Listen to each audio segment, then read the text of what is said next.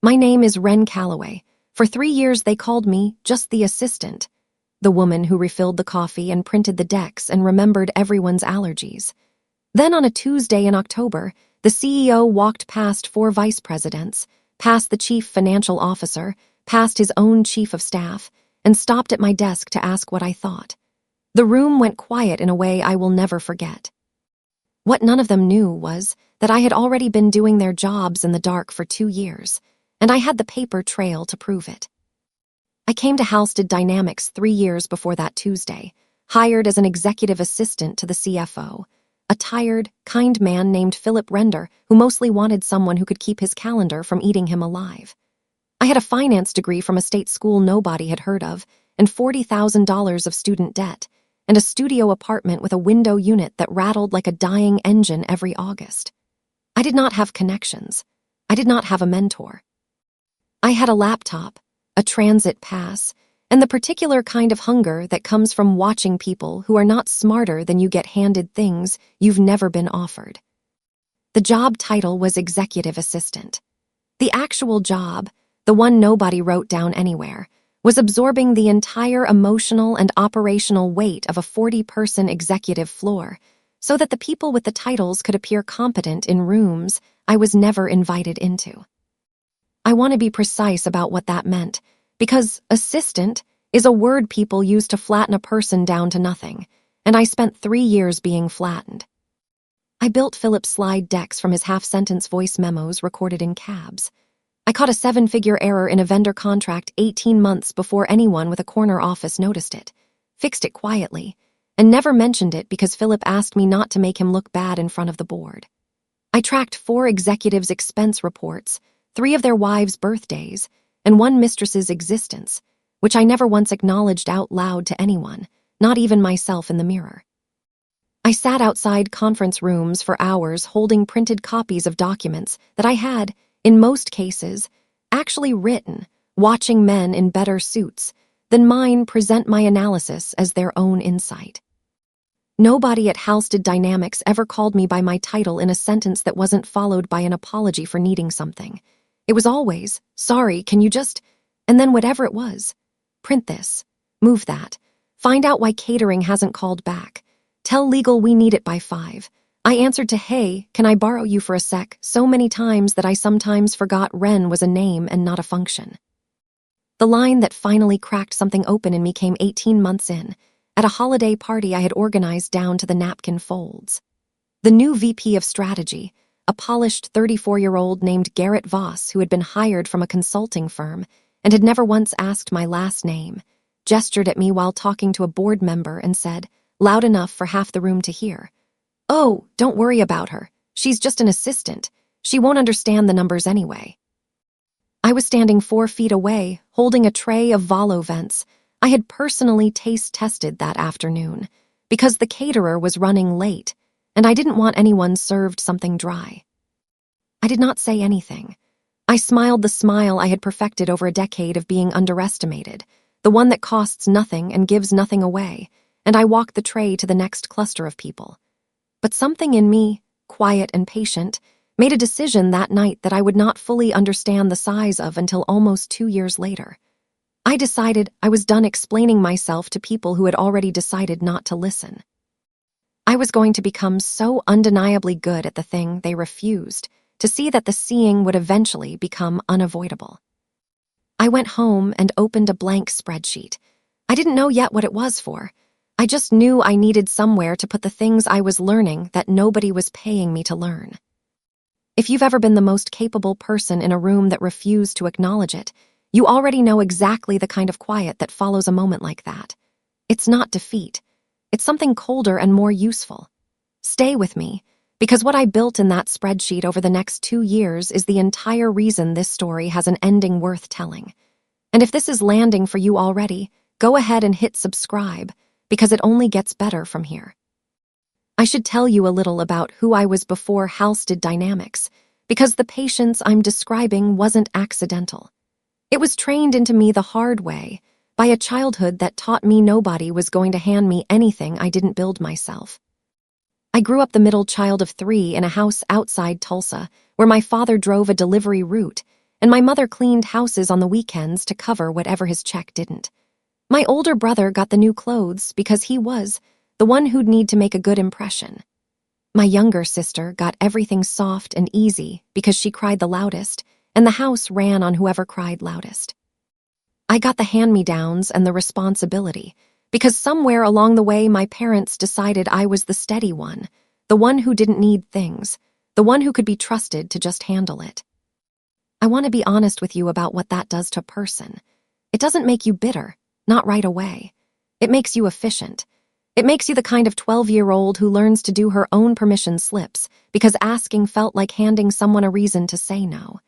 It makes you the kind of 18-year-old who works the overnight shift at a gas station to pay her own way through community college because nobody else was going to.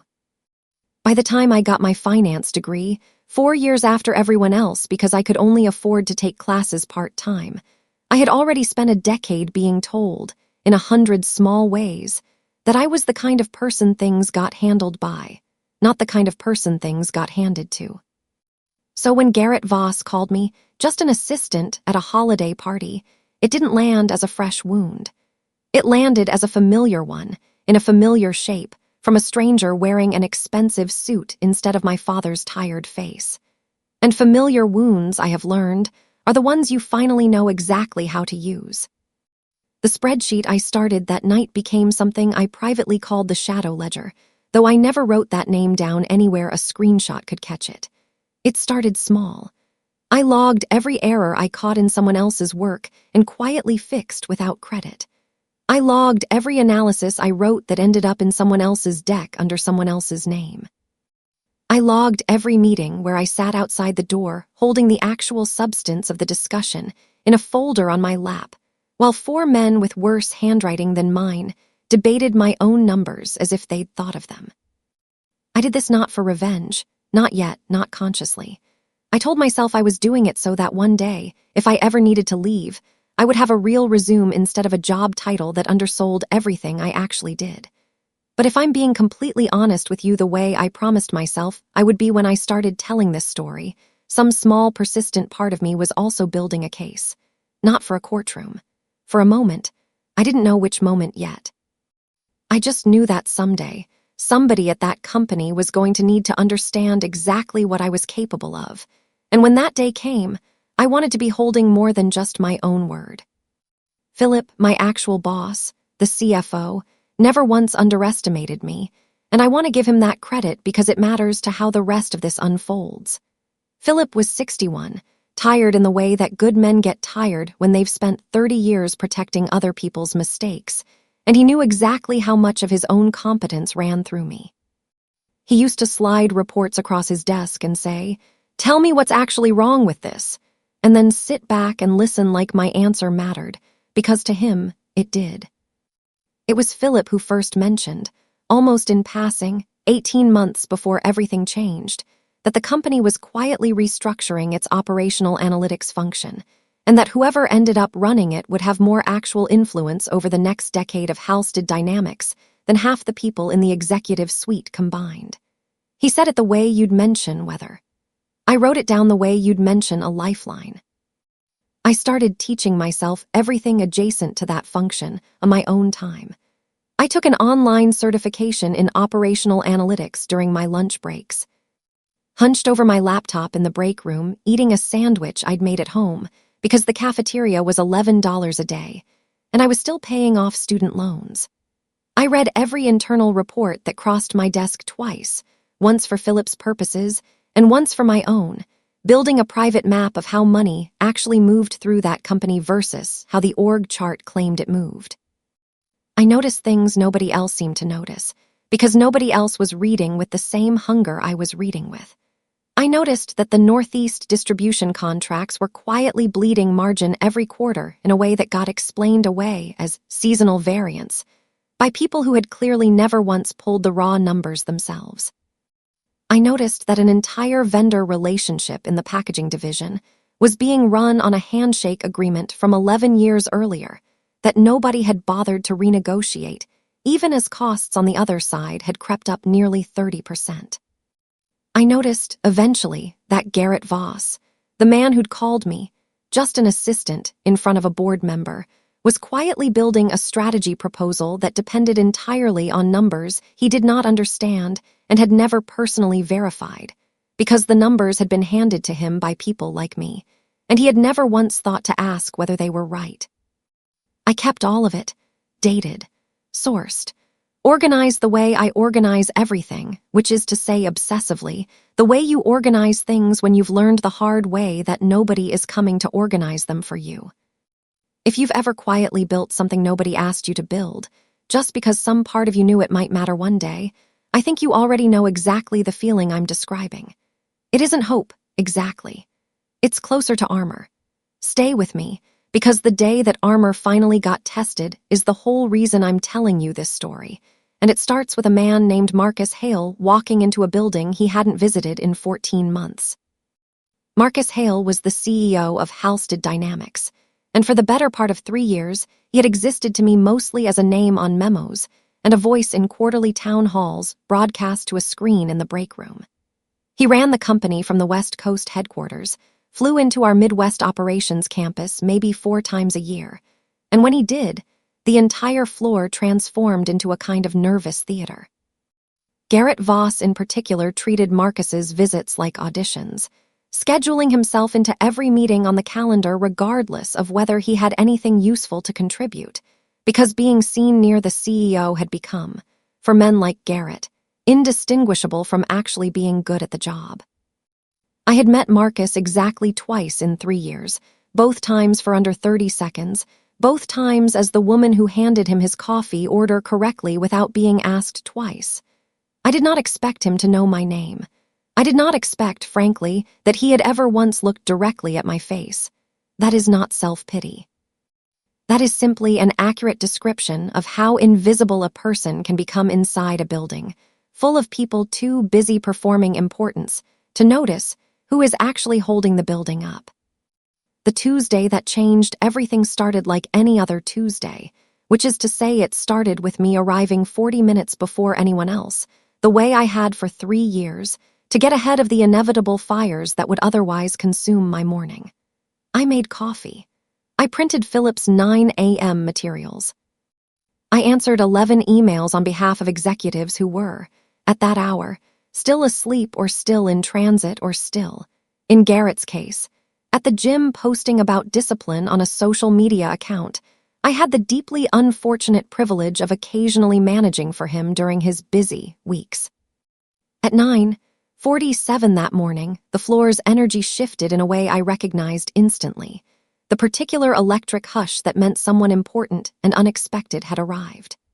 Marcus Hale walked off the executive elevator without an assistant trailing him, without an entourage, without the usual advance warning email that let everyone arrange their faces and calendars into the correct configuration of busy importance. He was not supposed to be there. I knew this because I managed half the calendars on that floor, and there was nothing on any of them indicating a CEO visit for another 6 weeks. What I learned later, piecing it together the way I pieced together everything, was this. The board had quietly asked Marcus to personally review the Northeast distribution numbers before a major investor call scheduled for that Friday, because something in the most recent quarterly filing had triggered a question nobody on the board could get a straight answer to.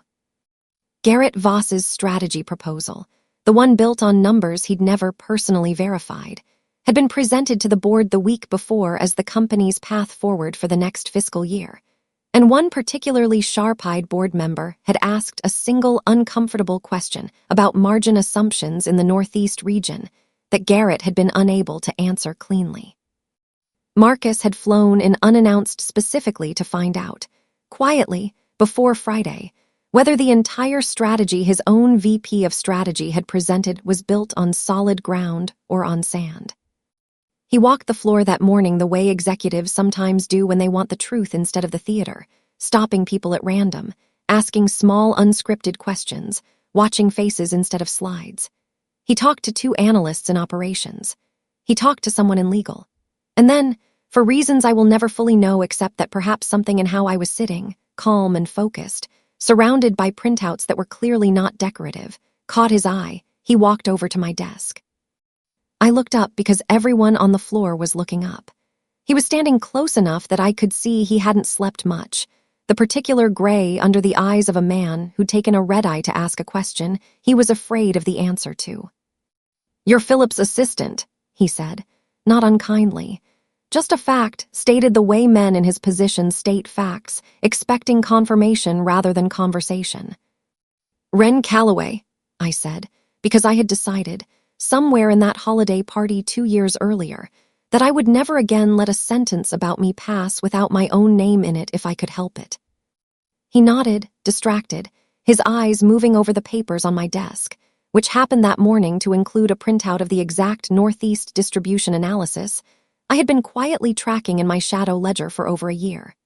He must have recognized the column headers, the regional breakdown, something familiar from the filing that had triggered his unannounced flight in the first place, because his eyes stopped moving and came back to the page. "Is this the Northeast margin data?" he asked, and it wasn't really a question. It was a man recognizing the shape of the thing he'd flown across the country to find. "It's my own tracking," I said carefully. "Not an official report. I started keeping it about 14 months ago because the numbers in the quarterly filings weren't matching what I was seeing in the underlying vendor contracts." I watched him decide, in real time, whether to dismiss this the way men in his position so often dismiss things that come from desks like mine, and I watched him choose, instead, to sit down in the empty chair beside my desk, the chair that existed for nobody, that had never once in 3 years been used by anyone of consequence. "Walk me through it," he said. "I want you to understand what that sentence did to the room, because by then 4 vice presidents had gathered in the periphery, drawn by the same electric hush that had announced his arrival, and Garrett Voss himself had emerged from his office, phone in hand, clearly preparing to insert himself into whatever conversation the CEO was having on the floor, because that was Garrett's entire professional instinct, to be near importance regardless of whether he understood it. I did not look at Garrett. I looked at the man who had asked me a real question, and I gave him a real answer. I told him, in the flat, organized voice I had spent 3 years perfecting for situations exactly like this one, even though I'd never once expected to use it on him, that the Northeast distribution contracts had been quietly bleeding margin for 11 quarters straight, that the explanation circulating internally as seasonal variance did not hold up against the actual vendor cost structure, which I had pulled directly from the contracts themselves rather than from the summarized reports that got passed up the chain. I told him the packaging division's core vendor agreement hadn't been renegotiated in over a decade despite a near 30% creep in underlying costs on the vendor's side, which meant Halsted Dynamics was quietly subsidizing a relationship that had outlived its original terms by years. And I told him, as carefully and as factually as I could manage, that the strategy proposal currently moving toward the board, the one built around accelerating Northeast distribution as a growth lever, was built on the assumption that current margins were stable, when in fact the data showed they had been eroding steadily and predictably for almost 3 years. "Where did you get the contract-level data?" he asked, and I could hear, underneath the question, the same thing the board member must have heard, the recognition that something didn't fit the official story. "I pulled it myself," I said. "Vendor by vendor over about a year. I wasn't asked to. I noticed the numbers didn't make sense and I wanted to understand why before I said anything to anyone." He looked at me for a long moment, the way you look at something you weren't expecting to find in a place you'd already decided held nothing of interest. Behind him, I watched Garrett's face do something complicated, a kind of recalculating flicker, the look of a man realizing in real time that the assistant he'd dismissed at a holiday party 2 years earlier was, in this exact moment, in possession of information his entire strategy depended on and did not actually have. "Can you send me everything you have?" Marcus said. "Today, directly to me." "Yes," I said. "Don't go through anyone else first," he added, and the way he said it told me he already understood exactly what kind of filtering happened to information as it moved up through a building like this one, exactly how many hands smoothed and softened and took credit for things before they ever reached someone like him. If you've ever had one single moment where someone with actual power finally asked you a real question and waited for the real answer, you already know exactly the feeling that moved through me in that chair. It wasn't triumph yet. It was something quieter and more dangerous to the people who'd spent years underestimating me. It was the feeling of a door, finally, opening from the inside. Stay with me, because what happened over the next 72 hours is the part this whole story has been building toward. And if you've made it this far, go ahead and subscribe now so you don't miss exactly how it lands. I spent the rest of that Tuesday compiling 2 years of quiet, careful work into something a CEO could actually use. I want to be honest about how strange that felt, to finally pull the shadow ledger out of the dark and into the light, because some part of me had built it the way you build a bunker, never quite believing you'd need to live in it, and another part of me had built it the way you build a bridge, hoping desperately that one day you would. I worked through lunch. I worked past the point where Philip, who had been in back-to-back meetings all day and only learned what had happened secondhand by mid-afternoon, came to find me at my desk with an expression I had never seen on his tired face before, something between pride and apology. "You should have told me you were tracking all this," he said, not as a reprimand, but as a kind of wonder. "I wasn't sure it would matter to anyone," I told him honestly. "I didn't want to make trouble over numbers nobody asked me to look at." Philip was quiet for a moment, and then he said something I have carried with me ever since. "Ren, the trouble was already there. You just found it before it found us." By 6 that evening, I had sent Marcus Hale a complete document, organized by region and by vendor, every figure sourced directly to the underlying contract or invoice rather than to a summarized internal report, every discrepancy between the official narrative and the actual numbers flagged and dated. I included nothing speculative. I had learned a long time ago, watching men like Garrett build careers out of confident guessing, that the only weapon that actually survives scrutiny is the one made entirely of verified fact. I did not hear back that night. I went home to my apartment, made dinner I barely tasted, and lay awake turning over every possible way the next few days could unfold. Some part of me, the part trained by a childhood where speaking up rarely changed anything, expected the whole thing to quietly evaporate, the way so many uncomfortable truths inside large companies quietly evaporate once the person who raised them goes back to being nobody important. I was wrong about that, and I am glad to tell you exactly how wrong. Wednesday morning, I arrived at my usual time, 40 minutes before anyone else, and found an email already waiting in my inbox, sent at 5:14 a.m. Pacific Time, which meant Marcus Hale had been awake reading my numbers in the middle of his own night. The email asked me to clear my schedule for an 11 a.m. call, not Philip's schedule, mine. I want to tell you honestly that my hands were not entirely steady when I read that. 3 years of being the person whose schedule got cleared for other people's convenience, and suddenly here was a sentence treating my own time as something with enough value to be specifically requested. The call, when it happened, included Marcus, the chief financial officer of the parent holding company who I had never once spoken to directly, and to my considerable surprise, 2 members of the board, including the one whose pointed question about Northeast margins had started this entire unannounced visit in the first place. Garrett Voss was not on the call. I noticed his absence the way you notice a held breath. I walked them through everything again, more carefully this time, anticipating the harder questions a room like that would ask, and they asked them, and I answered every one with the same flat, sourced precision I had spent 2 years quietly perfecting in a spreadsheet nobody knew existed. When the board member who had originally raised the concern asked how long I had been tracking this without anyone in leadership knowing, I told the truth. About 14 months for the Northeast data, specifically. The vendor contract issue I noticed closer to 2 years ago. "And nobody asked you to look at any of this," she said. It wasn't quite a question. "No," I said. "I noticed the official numbers didn't match what I was seeing in the underlying documents I handled every day, and I wanted to understand why before I raised it with anyone, because I didn't have a title that made people likely to listen to me if I was wrong." There was a silence on that call that I will remember for the rest of my life. not an uncomfortable one.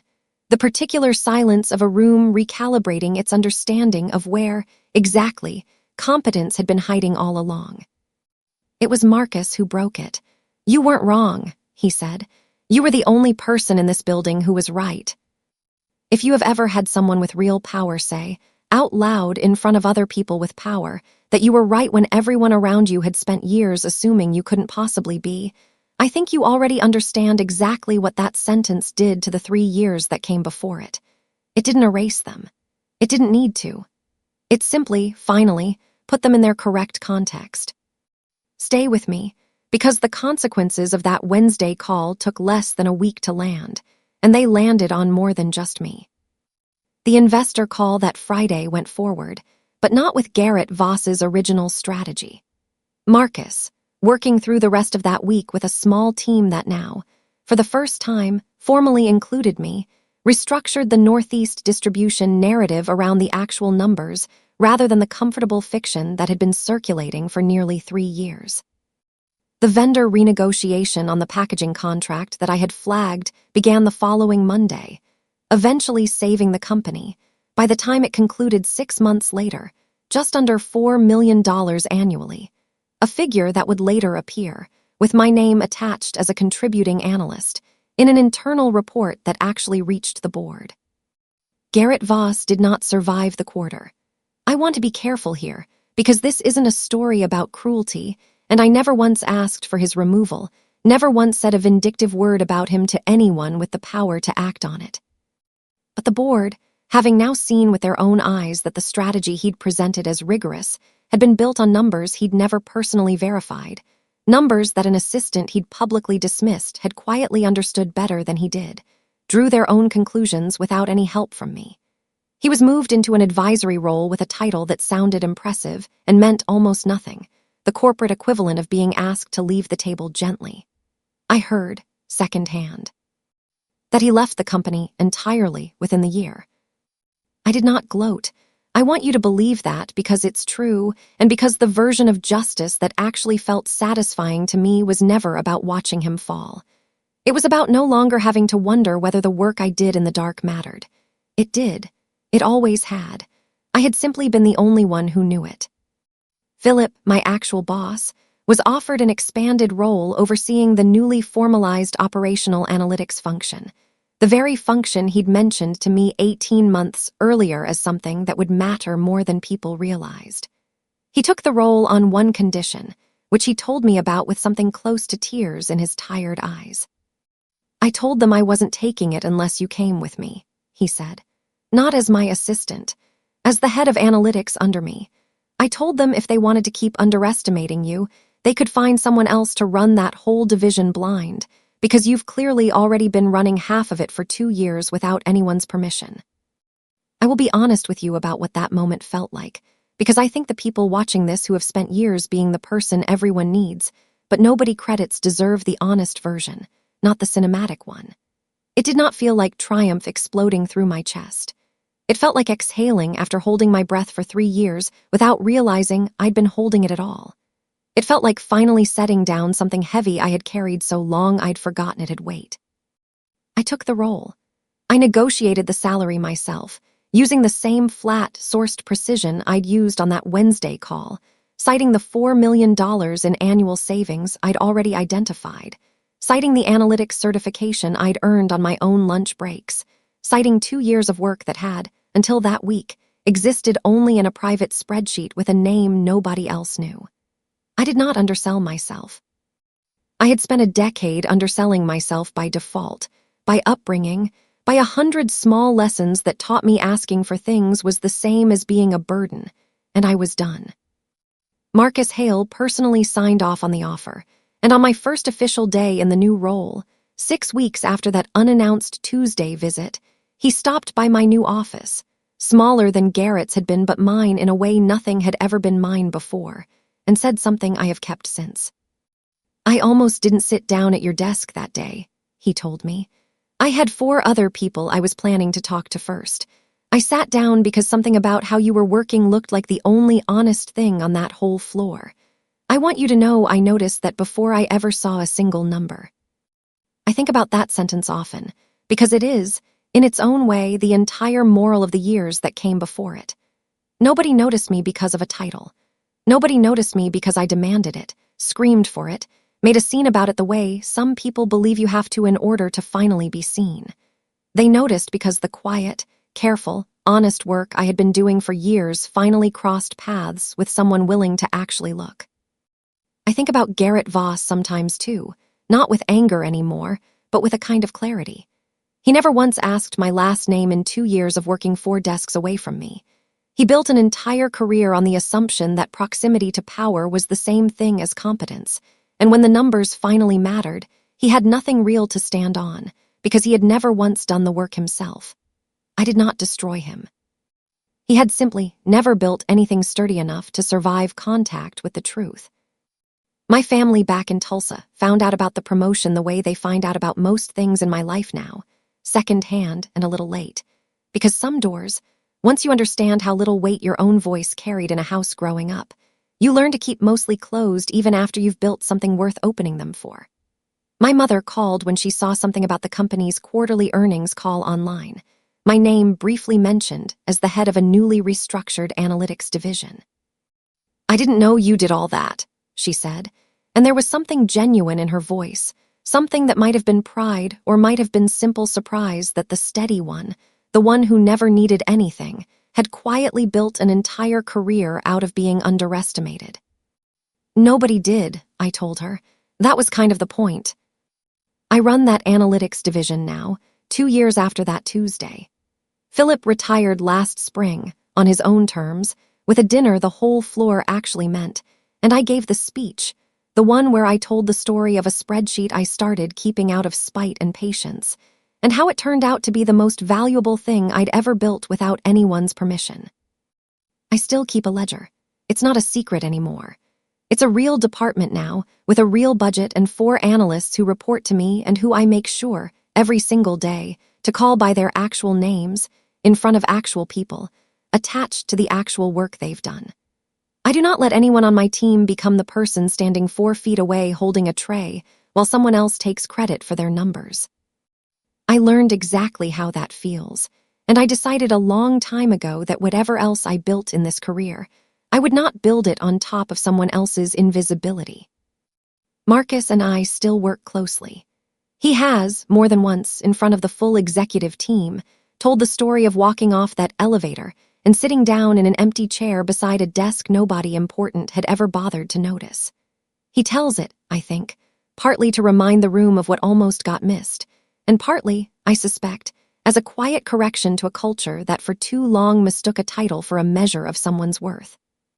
I think about the holiday party sometimes, the Volo vents on the tray, Garrett's voice carrying across the room, the smile I gave that cost nothing and revealed nothing. I do not regret that smile.